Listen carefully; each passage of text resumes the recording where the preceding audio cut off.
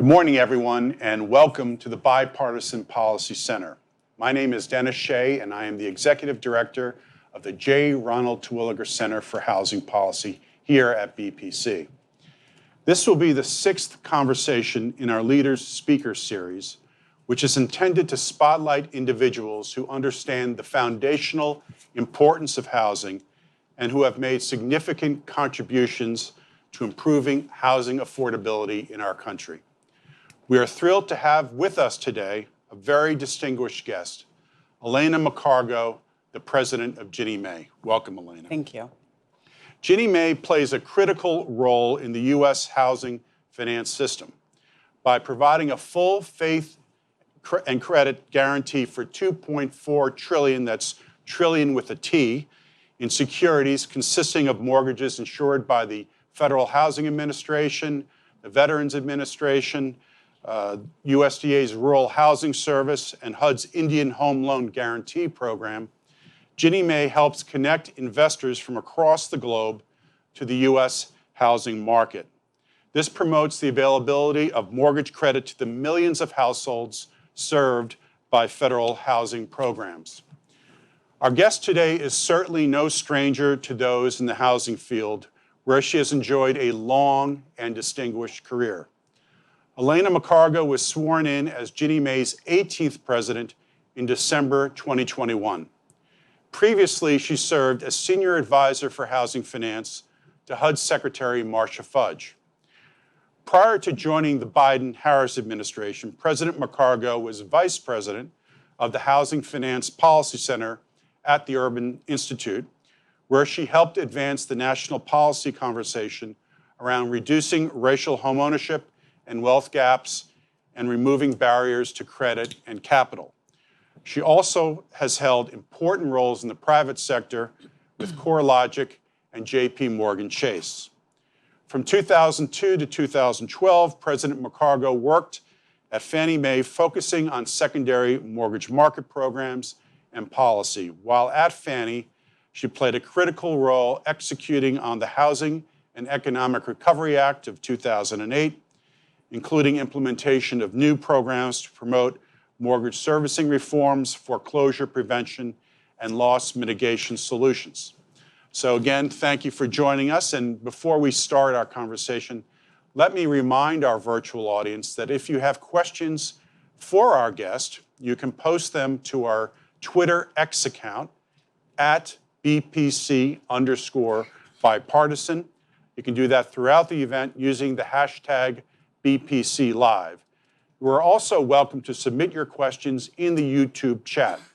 We will save some time at the end to take questions from both our in-person audience and from our virtual audience.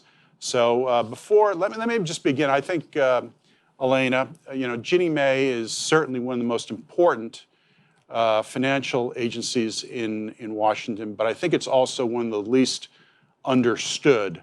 So for those in the virtual world and here in the room here at BPC who might not be as familiar with the critical role of Ginnie Mae, could you start off by just briefly going through the organization's mission? Sure. Sure. Well, thank you, first of all, Dennis, for having me. It's great to be at the Bipartisan Policy Center. It's been a long time since I've been here, so I appreciate the invitation and the opportunity to talk about Ginnie Mae. It is true, very important to the housing finance system, not only in the U.S., but globally, given our investor base, and very, very not well known. And I learned this when I was going through my confirmation process, especially because I would tell people, oh, President Biden has nominated me to be the president of the Government National Mortgage Association. And nobody knew what that was, except for like you guys in the room and those that are close to housing. But it was really interesting, and I've been really spending my time since I've been here explaining what we do and all the great work and the great public servants that are working and their careers at Ginnie Mae. We are a government-owned corporation. That in and of itself is unique. We are housed within the Department of Housing and Urban Development. We provide an explicit full faith and credit guarantee of the United States government on our mortgage-backed securities program. We run a we basically guarantee timely payments to investors every single month of principal and interest on mortgage securities that are collateralized by the federal government. So the Federal Housing Administration, FHA, VA, USDA, rural housing, and as you mentioned, PIH or the Indian Loan Guarantee Program are all of the government mortgage lending programs that provide access to credit to communities and people really underserved, a lot of low to moderate income, specialized populations. And so we do single family and multifamily collateralization. We also back the healthcare program at FHA. And the loans that are made, so for hospitals and senior care facilities, also something that is less known. And we pretty much back 100%, almost 100% of the multifamily affordable housing program out of FHA. And so there's a lot of good things to talk about as it relates to the role we play in making housing affordable and creating liquidity and access through the process. We are also, we have really two critical stakeholders in the secondary market, issuers being one of them, and that's banks and non-bank financial institutions, mortgage banks that are doing mortgage lending, but also investors around the globe who are investing in Ginnie Mae mortgage-backed securities, which enables us to, put more money back into the system and make more loans, and allows lenders to make more loans to people and communities that need them. So really a critical role, and that's the place where we play. And our issuers are a volunteer army, is what we call them. Often because really doing issuance is a very different model than, for example, Fannie and Freddie. And we have a heavy reliance on those issuers. Those issuers are primarily a majority non-banks today. That was very different than where we were 10 years ago. Where it was primarily banks. And so the dynamics, the risk profile, everything in our business has really changed fundamentally since the great financial crisis. So I'm looking forward to getting into all of that with you and talking more about it. So the lenders are insured by federal government agencies. Are most of the time the lenders also the issuers of the securities? Yes. The lenders and are the issuers of securities for Ginnie Mae. Okay. So it's a very, very different model than the GSEs. Could you just sort of explain that a little bit? How people, I think, are more familiar with Fannie Mae and Freddie Mac as opposed to Ginnie. What's the main? Yeah, I would say one of the biggest differences. Fannie and Freddie, they are involved in the underwriting, in the creating of the policies underlying the loans that are made in the conventional mortgage market. They also issue and have just a completely different business model. Ginnie Mae, and they're also in a very different credit loss position than Ginnie Mae is. Ginnie Mae is, because of our issuer and our issuer base in our model, with our explicit guarantee, we are essentially in a fourth loss position. So that means we stand behind a number of counterparties before we take any losses in the government, and we essentially stand. We do not create underwriting guidelines. We securitize loans that are made under the guidelines of the federal agencies that make mortgages, and so we don't influence that process. We work with those agencies very closely to make sure that we understand the guidelines and we understand what's in the securities underlying those. And then we obviously manage the risk of the counterparties, and our counterparties are those issuers. So it's again a very different model that puts us in a better loss position than you might see, which is why, and I should have mentioned this at the top. On August 1st, Ginnie Mae celebrated its 55th birthday. And so 55 years of great work without interruption on behalf of the federal government. Now, again, going from a $500 million enterprise to almost $2.5 trillion organization. And so the growth has been incredible. And the story of the 55 years has just been, it's been pretty transformative to see a federal government agency be able to sort of keep pace with all of the change that has happened, whether it's technologically or or otherwise in our housing finance system in America. So it has played a really, really crucial role in making sure access to credit and affordable housing has been made available to, again, low to moderate income families, our veterans, our seniors. So I should have mentioned that at the top. No, it's Yeah. great. I mean, you mentioned the fourth loss position. I worked on the BPC Housing Commission report, and a key part of our report was envisioning a new housing finance system for the U.S. in the wake of the 2008 financial crisis, and we were attracted by the fourth loss position model of Ginnie Mae. So you've been president for almost 2 years, approaching 2 years. Give us your top priorities. And Sure. I mean, so we've been it's been an interesting time, as you can all imagine, and as you are all experiencing yourselves in the housing market these last 2 years. Coming out of the pandemic, we started there. We did a lot of work focused on how we in the secondary market could support the programs that the agencies were putting in place around loss mitigation.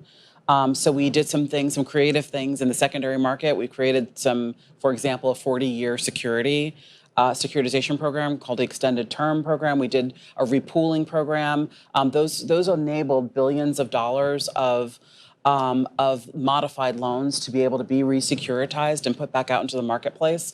And so that we've done a lot of development. That's where we started really, because when we got here, the pandemic was still very much a real driver of what was happening, and we were seeing in the government sector the largest number of defaulted mortgages underlying, and so there was a lot of support and liquidity that our issuers needed through that period. So we did focus there. We have been really,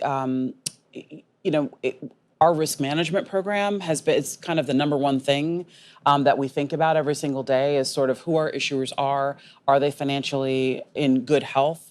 As I mentioned at the top, we have really seen a transformation of the underlying issuer base that supports us. So the independent mortgage bankers and banking sector has really stepped up since the crisis and has done the majority of government lending and disproportionately serving those that we are here to serve. So that has been, in our minds, that is a huge shift from pre-2008 and post-pandemic. Is just really, we have a whole new landscape that we are supporting, that is supporting this part of the housing market. And we just are doing everything we can to stay on top of, collect data, understand what's happening, watching all the various factors that we watch every single day, prepayments, defaults, because of the sector that we operate in. And so that's been a top priority for us, including the recent announcements about eligibility requirement changes that we did in conjunction with FHFA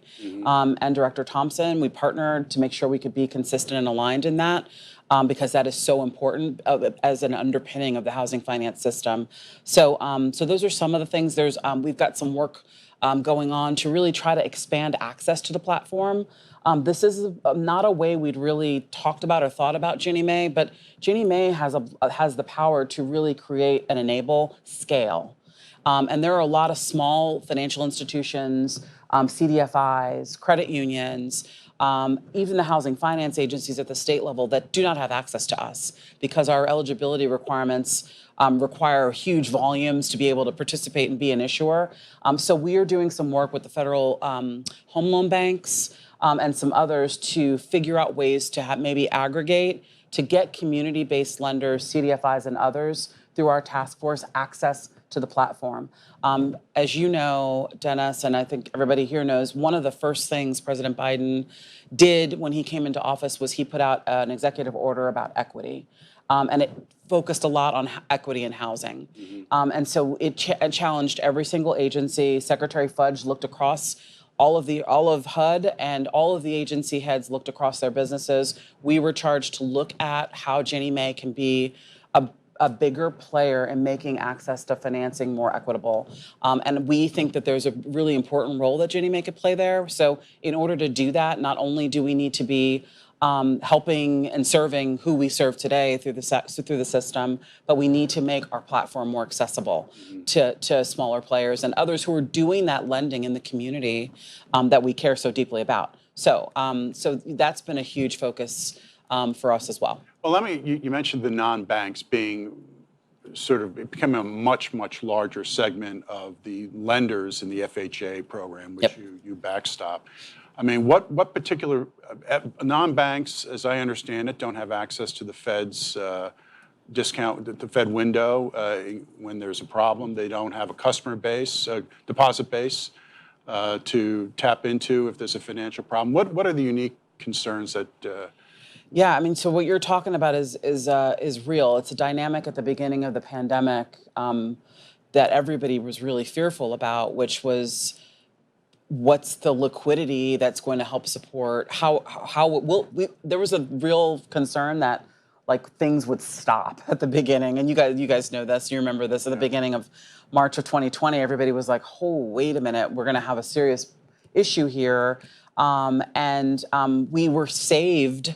Thankfully, I will say the non-bank issuers and others were really able to maintain and even grow because of the refinancing and the low sort of we were in a very low interest rate environment. There was a ton of refinance business still happening, and that really kept folks going and afloat. So they didn't need the facilities. But at the time, Ginnie Mae did put their pass-through assistance program in place, PTAP, which is a liquidity support, but it's not perfect. It doesn't help in all ways. It had a lot of limitations, and there were a lot of people at the time that were asking for the government to figure out ways for the non-banks to tap into some of the other liquidity facilities that are available to the banking sector, and that didn't get where it needed to get.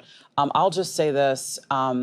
Non-bank liquidity is sort of the biggest challenge of our time, especially now, because we are not in a 2%, 3% interest rate environment.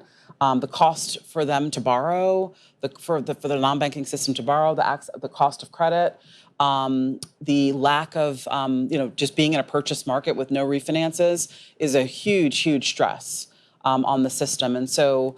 We're thinking about and focused on this every single day, working with our partners at Treasury and elsewhere to figure out how we could support, what ways the government could support in the future a more robust facility for the non-banking sector.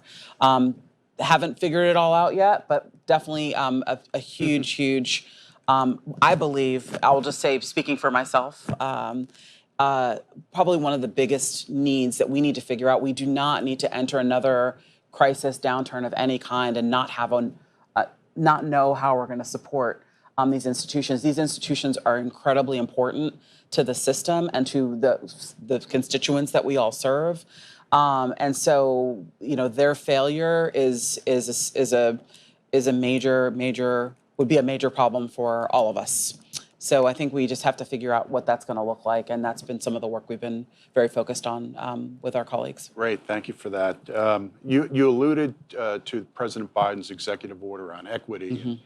I know the National Housing Conference has with numerous organizations trying to increase the number of Black homeowners, I think by 3 million by 2030. What role do you see Ginnie Mae playing in closing this racial homeownership gap? And it's important because we build wealth in this country primarily through homeownership. So closing the racial homeownership gap is important. So how does Ginnie Mae, could you elaborate more on how Ginnie Mae is playing into that? Yeah, I mean, so this work on closing racial homeownership gaps has been like kind of my career's work. I've been doing this work for a long time. I feel and I thank President Biden for just being thoughtful. And again, it was a day one thing, and that's not typical, that you think about furthering and advancing racial equity and support for underserved communities throughout the federal government. And I feel like that just really empowered all of us to think deeply about how the mechanisms, the agencies that we support and that we are accountable for can be a part of that. And it made us think outside the box quite a bit. And in the conversations we would have with our partners, with lending institutions, banks, non-banks, and the like, It's sort of there now as a thing for us to continue to think about, and I think that's really important. It should always be, because we do not have. It's just the playing field has not been leveled, and we still have a lot of work to do to try to close the major gaps that still persist in our country. I think there's the racial homeownership gap has grown. The pandemic was. There was a boost. There was a lot of homeownership created throughout the pandemic, which I think is a great thing.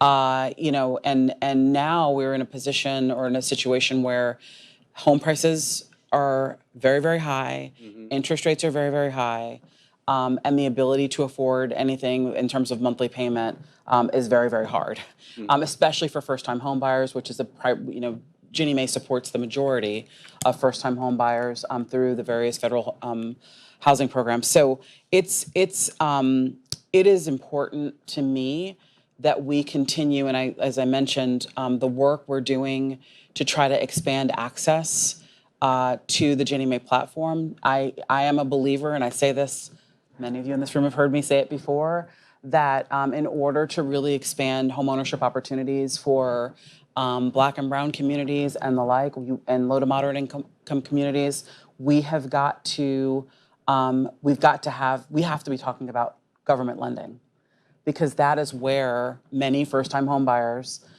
getting their first opportunity in homeownership, that's where they're getting their loans.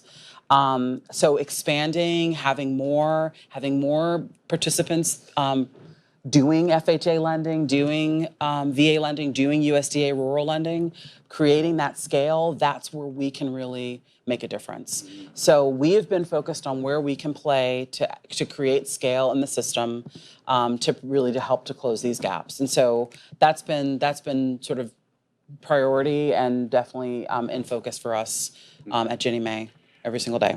Now, thank you for that. Now, I know Ginnie Mae's, you think of it as a demand-side organization. It's on the demand side of the housing market, promoting liquidity and access. So I was surprised when I was reading the federal President Biden's Housing Supply Action Plan, a reference to Ginnie Mae, where it includes a proposal to make the recently relaunched federal financing bank's risk-sharing program, which provides low-interest loans to state and local housing finance agencies, permanent, and creating a financing mechanism for it through Ginnie Mae. And so could you explain all that and how would it work and what's Ginnie Mae's role? Yeah, in simple terms, currently there's a multifamily risk-sharing program that really provides gap financing for multifamily developments all over the country. And it's run through the state housing finance agencies in connection with FHA, the Federal Housing Administration, on the multifamily side. It's a terrific program, and it's supported by Treasury and the Federal Financing Bank. Which is where currently, so it was stood up, I forgot what year, but I think 2014 or something like that. It was a temporary program to really help spur more development and support of financing in communities and states. And it was shut down in the last administration. So it was allowed to expire. Okay. And that was a tremendous amount of financing to communities and states that was out of the picture for a little while. As soon as the Biden administration came in, one of our first priorities was to get it back up and running. So FHA and the Federal Financing Bank at Treasury worked together and reinstituted the program. It is currently in place again, but it's temporary. So we have been pushing at Ginnie Mae and got into the president's budget for '24, creating a permanent program. We believe that this is a really important source of financing and that we can play a critical role in that. So together, FHA and Ginnie Mae could work to create a program and a market for these risk-sharing loans. The risk sharing happens between the State Housing Finance Agency and FHA. And again, is supported by the financing bank inside of Treasury. And we think there's a model that could be created, and that's what we're pushing to get the funding to do, get the authorization to do from Congress, so that we can play a critical role in a permanent program in the future. It doesn't mean that the FFB program goes away, but it does mean that we can scale, because FFB is only limited to, I think they've got 19 states maybe, a few more than that maybe now, but again, it's hard as a state, if you think about it, to make a commitment to a program like that, and all you have to invest in operationalizing it when it's temporary, and it may go away again as the administrations change or whatever. And so I think that's unfair to ask states to do that. And I think if we had a permanent solution that all states could participate in, build their systems and infrastructure to support, that would be a kind of a win-win. And it's a great, great way to spur and support these great affordable housing developments that are happening on the multifamily side that we obviously need to see in our supply picture. So We definitely need more affordable multifamily. Absolutely. Also known as rental housing, more Yes. affordable rental. Yes. You know, when the BPC 10 years ago sort of proposed maybe this new housing finance system would be based on the Ginnie Mae model, we got some pushback from people, and actually using the Ginnie Mae platform, using Ginnie Mae and expanded Ginnie Mae. People said, Ginnie Mae has got outdated technology, outdated processes, they have workforce issues, but I know you're making increased investment in technology and modernization, including a full migration to the cloud. Don't ask me what that means, but I understand that's what you're Yeah. doing. So Don't ask me either. No, but I'll yes. So tell us about that. Yeah. So I would say as federal agencies go, I think Ginnie Mae's at the top of the house in terms of the platform that has been built to support the securitization engine, the partners that we have in that work, that is crucial. We run, a lot of billions of dollars every single month in payments to investors without fail. And so we have been, and we've done that successfully forever. We've never missed a payment. We've never missed a beat. So the technology has been there to really support this. And again, we are, I think, leading edge. And we certainly are in our migration to the cloud. That was a huge, huge milestone for the agency. It enables us to be a lot more nimble. We were working with, and I know everybody's familiar with this, some old and antiquated systems, and and so this move to and transition of our applications enables us to work more efficiently with our issuers. It just speeds up time. It helps us with visibility. And I will say one of the most important things that we've done is really improve the data that we have that is helping to enable our business. So we've done a lot of work, not only the move to the cloud, which I think is just an enabling baseline, but we have worked to secure now all of the underlying data. And I will say, was shocked to learn, especially me. I'm a data person and I come from a data background, and was shocked to learn that Ginnie Mae didn't have access to all of the federal agencies' underlying data at the loan level. Interesting.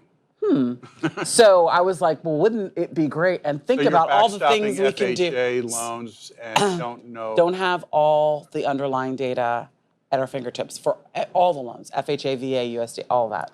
So we have now, we have MOUs and agreements in place with all the federal insuring agencies that send us loans that we package. And we now have that data and the access, and that enables a lot of analytics and tools and so many things that we can do. It is a big part of our ESG program. It enables us to give investors transparency in what is in the bonds.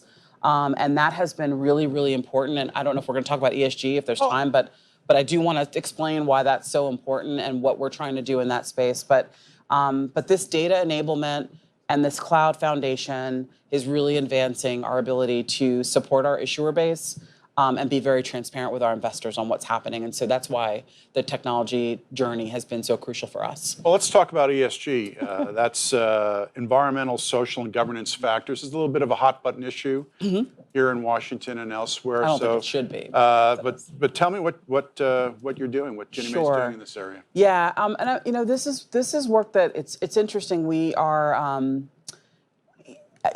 as I travel the world and talk to investors, they are demanding more information, and they have mandates from their governments or from their, boards or whatever it may be, to do more work that is socially conscious, sustainable, supporting climate and all the different environmental factors. And so they're looking at us saying, we do big investing in you. Can you tell us what is in these securities? And so our ability to do that was required that we had this data access and that we could make disclosures with confidence about what was in our underlying loan set. And so that's been a game changer. And so it means that we're on the map. Ginnie Mae, from its start 55 years ago, has been a social enterprise. We are probably one of the biggest, most successful social impact enterprises, but we never talked about ourselves that way. Because if you think about who we're serving through this platform, when you start to look at that and break it down, it's pretty incredible, and you can tell a really great story. And we also were thinking about this in terms of CRA, and when CRA was going through its renovation over the last, we gave inputs to all the regulators to say, we've got this data now, investing in a Ginnie Mae is, maybe folks should get credit for that. And we're hopeful that when a CRA rule comes out, there's a really big connection between ESG and CRA, and I think a lot of good that could be done in the secondary markets participation around both of those initiatives. We, on our side, we are doing green environmental. We are doing green bonds. We have they are now labeled in Bloomberg and officially, so investors can see that when a security is made up of a lot of loans that have like underlying energy efficiency and a lot of different factors. So all that data is there. We won a climate bond award for the most asset-backed issuance in green last year. We were very proud of that. And we've been sort of behind on this. Like the GSEs have been further ahead and been talking about this for a long time. We're really catching up, and now that we have the data, we can catch up pretty fast. The social bond aspect, we are a social bond. That is, like I said, it is inherently in us. And so now it's just a matter of disclosing low to moderate income variables, first-time home buyer, down payment assistance, senior citizens, basically identifying the communities and individuals that we are serving underneath that underlie, our bond, and being able to tell investors that they are hungry for that. So we're in the process of trying to figure out how to label our bond as a social impact bond, and give that data on a monthly basis to investors so they know exactly what they're investing in, so that they can then turn around and say, hey, we're doing this investment and we are doing more of this so that we can meet XYZ mandate that their government or that their board may require of them. So I just think it feels like a win-win, ESG does for us, and we're not doing anything different. It's not a program. Just basically disclosing more information. We're just telling people what they have. And naturally, what you have, if it's Ginnie Mae, is naturally social. So it's not a new construct, not a new program. It is truly just supporting investors to do more, to put money into the U.S. housing finance system so we can lend to more people. Like you mentioned hot button. Like, to me, it's a hot button and like I'm excited about it. It's not a hot button and like we're not doing anything differently. We're just talking about it differently. And I think that transparency matters, and it also helps to bring more. And it's why we're just seeing so much growth and so much demand for our securities.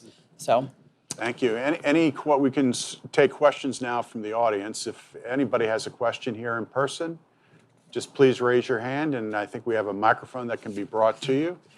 Anybody have a question here? Don't be bashful. Yes, sir. I'm actually really interested to hear Could you state your name and where you're from, please? Yes, Hugo Dante. I'm with Washington Analysis. Thank you for speaking to us today. I'm really interested to hear, how do you anticipate Ginnie interacting with future CRA rulemaking in your ESG program? Yeah, it's we put our thoughts into the regulators' heads around how Ginnie Mae's, or how banks could get credit for investing in Ginnie Mae's. So I believe a lot of banks do have ESG reports that are coming out and programs that they're trying to. So I think there is an opportunity within CRA to figure out a way to give banks credit for that. And we're hopeful. Again, we'll see the rulemaking. Nobody's seen it yet. It's supposed to come out, any day now. We're hopeful that credit for investment on the investment side for Ginnie Mae's will be part of that, because we think that that's a great driver of more production. CRA credit and ESG credit could be a really positive thing, and also keep banks involved, which banks have been involved. I mentioned we've transitioned from like a 90-10 bank non-bank to now completely flipped where non-banks are dominant. Non-banks aren't subject to CRA, but if we keep the incentives there as a good part of on the investment side of banks, participating in that CRA program, it feels like a win-win and a great way to continue to keep the banks involved and engaged in a meaningful way in making housing finance flow in this country. So it's another idea. Many ideas were put on the table during the CRA rulemaking, and we're just anxious to see if where everything lands with that once they come out with the final rules. Anybody else have a question here? Any questions from the virtual audience? Yes, Sophia? Are there any updates on Ginnie Mae's efforts to reform the Title I program for personal property loans for manufactured homes? Good question. It's a good question. Somebody, probably a Ginnie Mae person or FHA person, planted that one. So there are updates. Last year, or maybe it was earlier this year, I'm losing track of the years, but FHA and Ginnie Mae worked together, and FHA put out an RFI that has been collecting and gathering input on the manufactured housing Title I program for personal property loans. We are working side by side with them and plan to make some. We got a lot of feedback from that RFI that was Ginnie Mae specific, things about our program that made it very difficult to securitize these loans, to participate in issuing these, and we have taken that to heart and have been working on making pretty substantial upgrades and updates to how the manufactured housing Title I program, that's the chattel loans, personal loans, how those will be, how those will work in the future and open up opportunities for more issuance of that type of collateral. And that's, again, when you talk about just affordable collateral type that really needs a boost and would benefit greatly from the ability to do more and scale, this is another place that's a sweet spot for us. So we're doing everything we can to try to work with FHA and really make the program more attractive. As I mentioned earlier, most of the lending FHA does, almost 99% of it ends up in a Ginnie Mae security. So that tells us that when new programs are put out, if we can make sure we can securitize them and put them back into the market, that's a good outcome, and more of it will be done. So this is another place where you'll see some policy action from FHA and Ginnie Mae in the near future, probably before year end. Great. Any more questions from the virtual audience? We have another question, which is, how can Ginnie Mae support community land trusts? Communities are adopting shared equity approaches to provide a step on the first rung of the housing ladder, but mortgage financing can be unavailable. Yeah. Another good question. Yeah, it's a great question. I mean, we haven't worked directly with community land trusts, but I think, and I know there are a lot of shared equity models that have been tested. There's also a little bit, I don't want to say controversy, but I know there are a lot of people thinking about, these shared equity approaches as if the equity sharing's with the borrower, and you're trying to advance Black homeownership, for example, why do the Black homeowners have to share equity? That's something I've directly gotten feedback on when I was at the Urban Institute.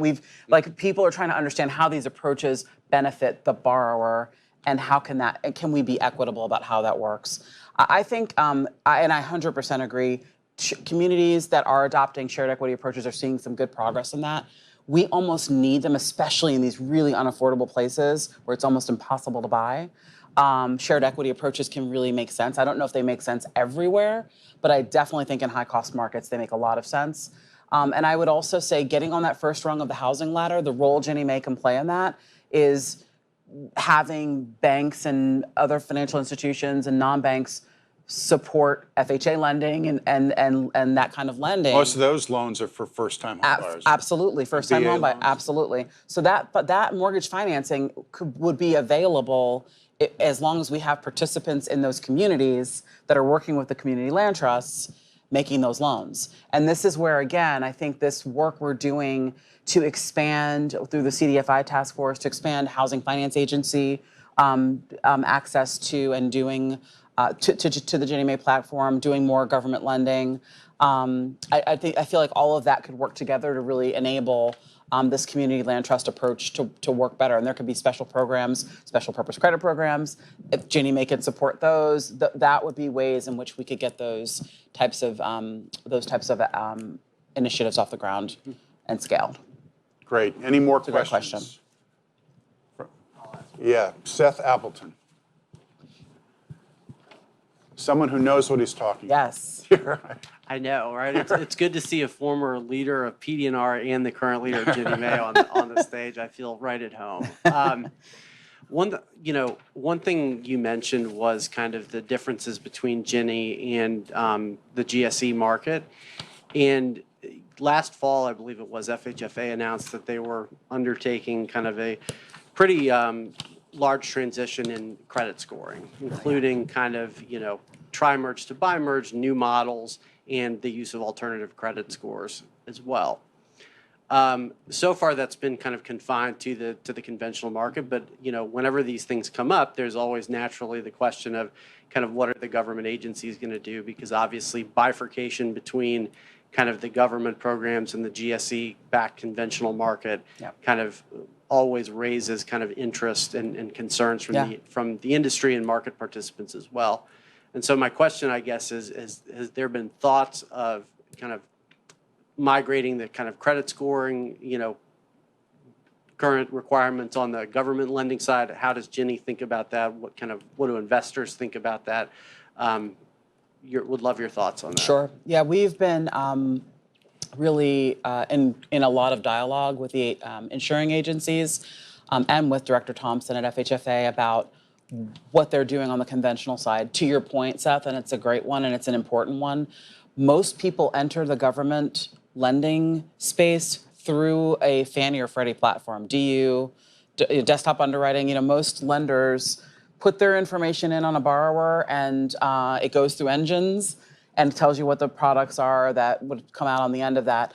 And if there are differences, like the GSEs are usually the first place people look, and then if it flows through down to the government lending, if you can't easily flow down to the government lending programs because you have a different construct than what the government's accepting, that's a problem. That's a barrier to access potentially. That means you're flowing down. If you have, for example, buy only 2 credit scores and a different system or whatever, the government's not accepting that, then you've got an issue. So we've just spent a lot of time talking about how we can get to the place that makes sense, which is that we have one way in which we look at things, and that's a lot of work really on FHA, VA, USDA to determine how they're going to, or what modifications they would ask the conventional market to make so that we can have one system that flows. Because as you know, the government agencies don't have underwriting engines. And so it's a big deal. So that's the lens in which I'm looking at it from, is just making sure that we got these insuring agencies at the table and that they are thinking about the implications, and if they're going to make changes, that we have as much alignment as possible, because it is really important, especially in this space. So it's a great question, and I'm glad you raised that one. Really, really important issues. There's other issues too, like that. I mean, they're beyond credit scoring, but that's been a big one, and I feel like, and I know because I've talked to Sandra about this. they're going to take their time. We're going to work together and work through this. We've been collaborating really well. I feel like with FHFA, and I think that's just so, it's important to me, it's important to Director Thompson, and it's important to Secretary Fudge that we do that. And Commissioner Gordon at FHA and others have been ready and willing to be at the table to talk through how we can have good alignment so that we don't disrupt or create barriers to accessing the government lending programs in the future. Thank you for that question, and thank you for that answer. I'm going to offer the last question. Alanna, you've had really a remarkable career in the private sector, in the think tank world, nonprofit think tank world, in government service, now leading a major financial institution. But it seems like the common thread is mission, public service. So what pearls of wisdom would you convey to those who are looking, those young people out there who are looking for a career in public service the way you have? Yeah. Well, I encourage young people to get interested in the mortgage market because I think we need great, talented young people to do this work. It is a massive industry. And there's a lot of different opportunities at different points in the process, and we have a lot of needs. Whether it's new appraisers, new, folks getting into mortgage lending, folks getting into the federal government to support. Ginnie Mae is hiring. We do constantly look for new talent. We have been very successful. I should mention it's kind of one of those underpinning things that happens in the background that we don't talk about as much, but we've been working really hard to expand the budget and resources and staff. At Ginnie Mae, we have been woefully under-resourced. We have not grown very much. If you look at our FTE count to the size of the portfolio that is now under our control, not to mention, along the way, sometimes institutions fail and our guarantee goes into effect. And what that means is we have a portfolio too. So we have a balance sheet and assets that we're managing, whether it's reverse mortgages, which we have a big one of those right now, or even forward mortgages from prior defaults. If there are defaults out there of our issuers, that's when we step in and we have to take on that operation. We have to make the payment. We become the issuer, servicer of record. And so there's a lot of capacity we need to build so that we can do that very well, because our doing that well matters to taxpayers. So that's a big efficiency and a big area that we've been focused on. And we've gotten a ton of support from Secretary Fudge and President Biden. And we have made some strides on increasing our budget. We have a lot more to do there. But all that to say, we are hiring too and looking for talented young people. Sign up for Ginnie Mae. So it's a great play. And I should say this is a good way to end. The public servants that are the 200 plus people that are working there, who work very closely with a lot of contractor support that we have from all over the industry, just top notch. I mean, we have such a phenomenal team of career public servants. Again, a little overworked at the moment, but are always there, just so dedicated, looking for solutions, looking to find ways to drive forward, looking for ways to innovate, even with our limited capacity at times. So I just want to say a shout out to my team. The team at Ginnie Mae is incredible. I know everybody that's worked with them would agree, and many of them have been there for a long time, and have been we would not be where we are without them. So shout out noted. Shout out to career staff. Yes. Unfortunately, we're out of time, but President McCargo, I want to thank you very, very much for joining us here at Thank BPC you so much for and the having me, Terwilliger Dennis. Center. And I think this was a very insightful and information-rich conversation, so really Thank you. appreciate that. I also want to thank everyone who joined us today, both here in person at BPC, but also in the virtual world. That's it for today. Have a great rest of the day, everyone.